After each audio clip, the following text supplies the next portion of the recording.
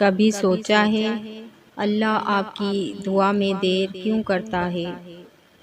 اس بیان کو آخر تک سنیں، شاید آج آپ کو اپنا جواب مل جائے۔ بسم اللہ الرحمن الرحیم۔ السلام علیکم۔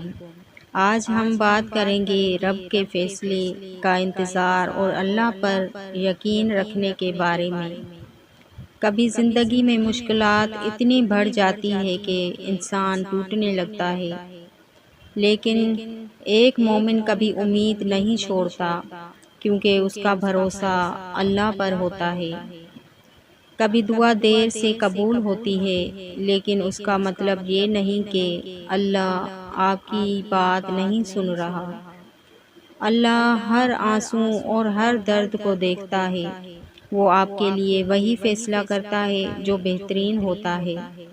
ہم اکثر جس چیز کو اپنے لیے اچھا سمجھتے ہیں، کبھی کبھی وہ ہمارے لیے اچھی نہیں ہوتی، اور جس چیز کو